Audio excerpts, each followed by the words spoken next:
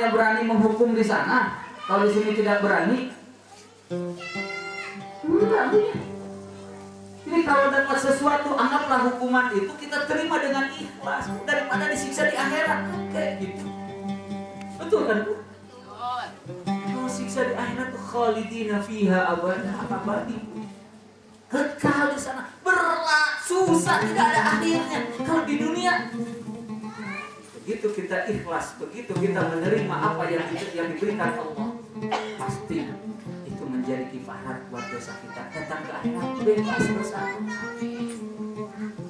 Ini yang pertama yang harus kita catat. Yang pertama bagi yang belum berangkat haji, coba niat yang buat nabung di nanti. Ulah elen ku si Udin jeung si Sahrul di aruh satu dina PPT para pencari Tuhan dirinya. Ngapung dina tangan si Udin, akhirnya menang warisan kan berangkat haji itu. Rencananya kan begitu. Allah bisa pun begitu. Jadi jangan pikir besar dan kecilnya. Kalau kita sudah niat, kalau kita sudah nabung, ketika kita tidak berangkat tetap itu dinilai kita sudah berangkat haji. Makanya ada hadis katanya, kalau kita berniat kebaikan tidak jadi dilaksanakan satu pahala, kan begitu. Artinya sudah niat itu sudah mendekati usaha, sudah mulai itu niat. Kalau jadi pahalanya dua, kan begitu. Jadi itu nggak usah rugi. Sekarang juga pulang dari sini buka rekening. Insya Allah tahun depan saya berangkat haji gitu. Kalau tahun depan kan depan. Satu, jadi yang belum niatkan, yang sudah berangkat, niatnya dipelihara yang dulu itu.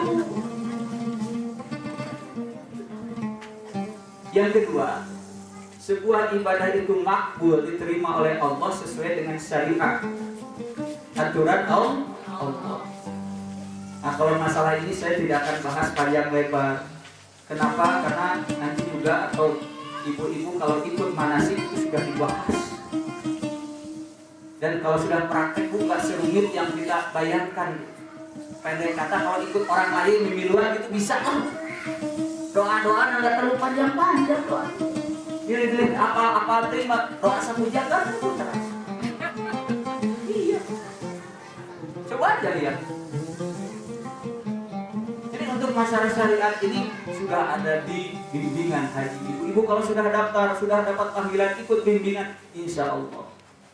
Yang ketiga yang sering lupa itu yang disebut dengan mabrur. Kalau makbul diterima, kalau mabrur apa? Mabrur itu dari kata al-barru. Al-barru itu artinya baik atau kebaikan. Al-barru juga bisa berarti membawa. Jadi yang mabrur itu adalah haji yang membawa kebaikan haji. Jadi pulang dari Mekah, pulang dari menunaikan ibadah haji, nilai-nilai haji dibawa kepada kehidupan. Tadi dibacakan oleh syariat, tidak boleh ropas. Apa itu ropas? Joran. Apakah hanya di sana saja kita tidak boleh buat joran? Tidak. Apakah di sana saja kita tidak boleh bidal, bertengkar? Tidak. Apakah di sana saja kita tidak boleh pasing? Tidak.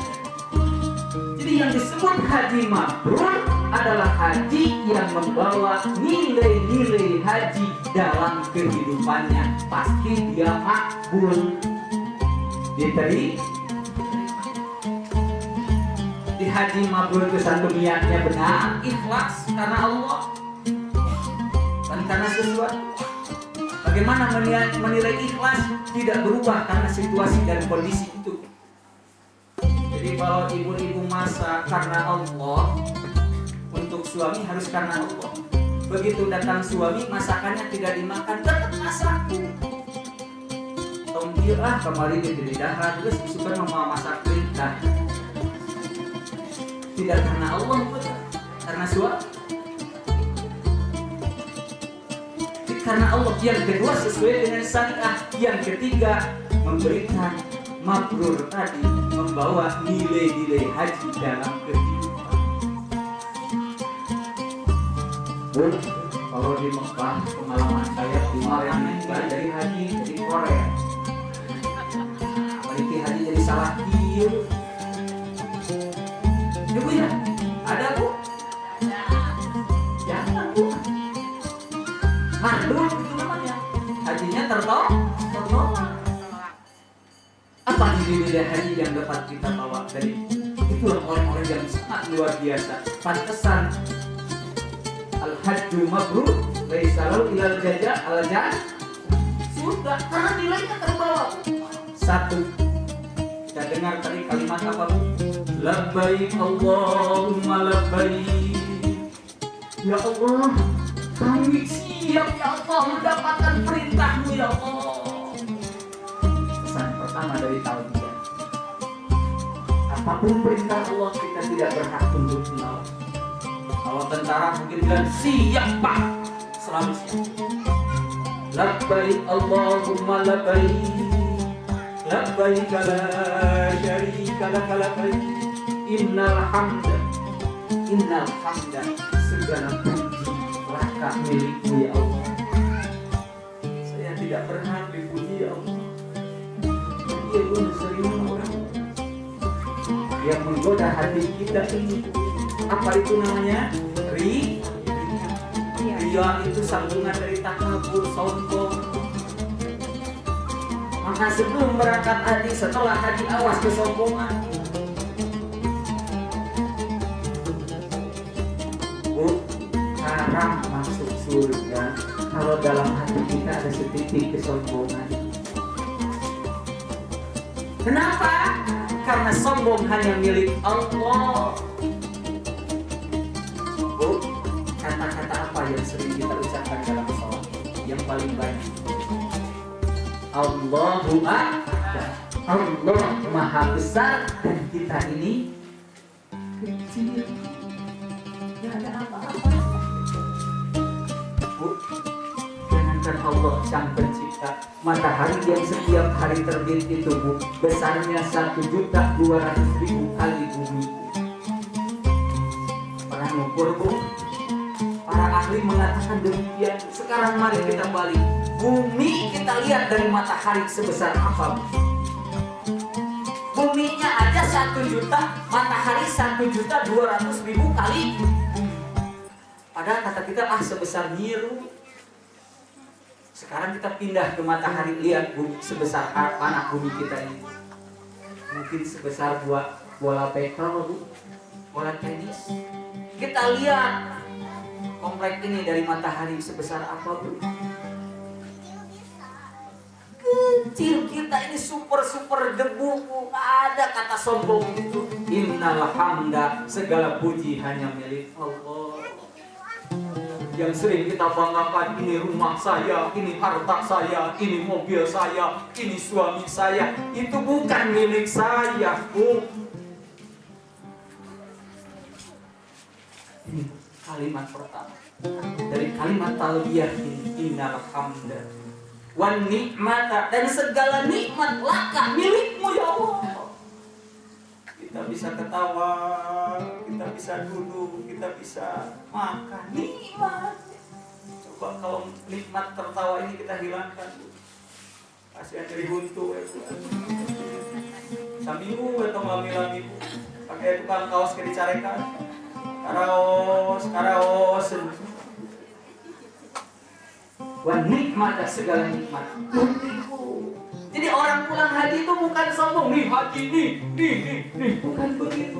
Tawadhu, tador, merendahkan diri di hadapan manusia, bukan makin merasa paling suci.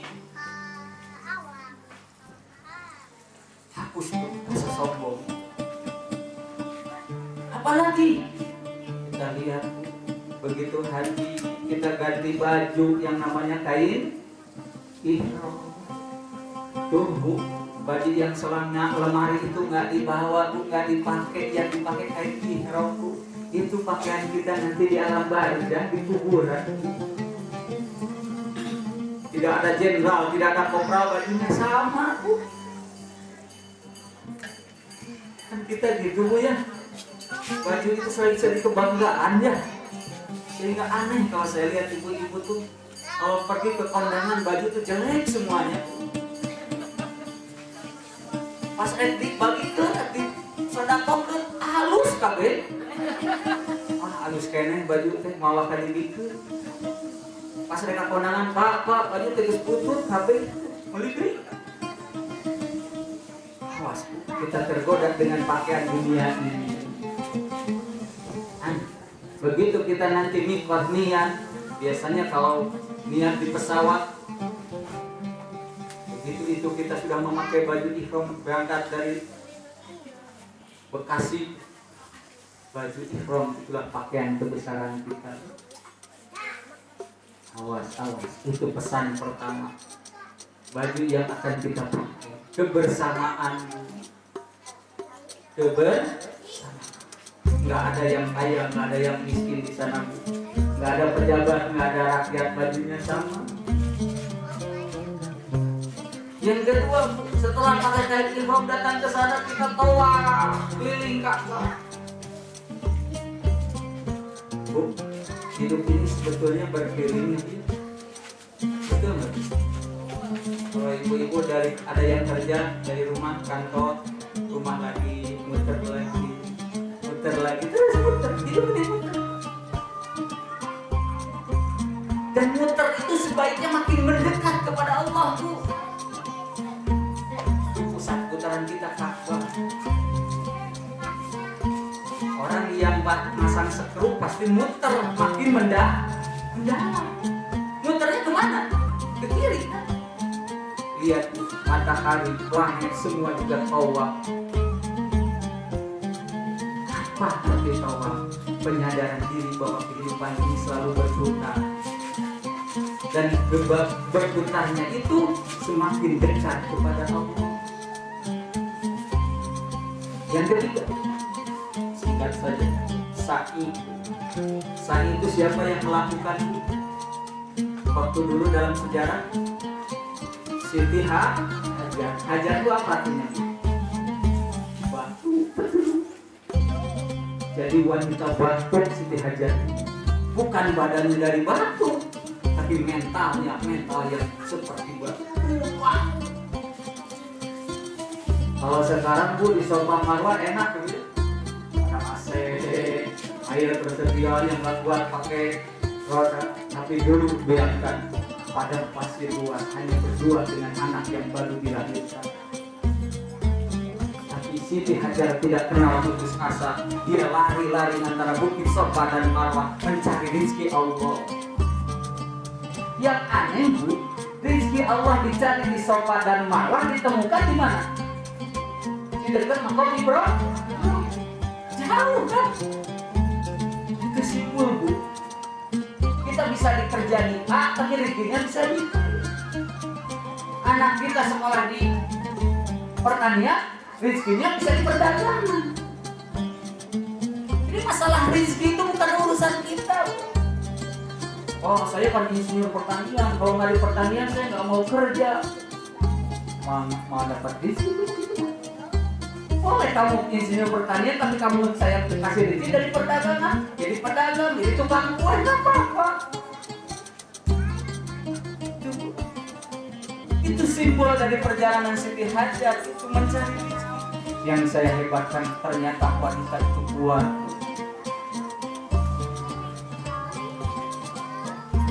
Jadi mencari rezeki Allah, yang penting usaha. Soal rezekinya dari mana itu urusan Allah. Dia ghairi hisab, tanpa perhitungan manusia rezeki itu. Jangan menyangka wah kalau orang rajin ibadah rezekinya banyak, tidak. Maaf, malah saudara-saudara kita yang bukan muslim rezekinya lebih banyak ya Bu. Dari segi harta, betul kan? Yang punya BIP, yang punya toko emas gitu. Karena rezeki itu tidak dihitung berdasarkan sekolah, tidak berhitung berdasarkan amal, tidak berdasarkan agama. Yang dihitung itu terserah Allah. baru dihisab. Kalau ibadah jadi ukuran, pasti ustaz yang benar. Betul nggak? Iya kan? Ini pesan dari yang sa'i ini adalah usaha tiada henti, berjuang. Artinya Islam itu bukan orang cengeng gitu. Ini yang bilang di kita. Usaha teh susah. Maaf kata Nabi, tuntutlah ilmu ke negeri Cina. Cinanya sudah di Bandung. Jadi kita harus belajar ke orang, lihat orang Cina usaha. Kalau belum kaya akan gugur. Mereka kesatuan antar Cina bagus sekali. Kamu ayam dagang jadi dagang terpaksa. Itu kata Nabi, tuntutlah ilmu.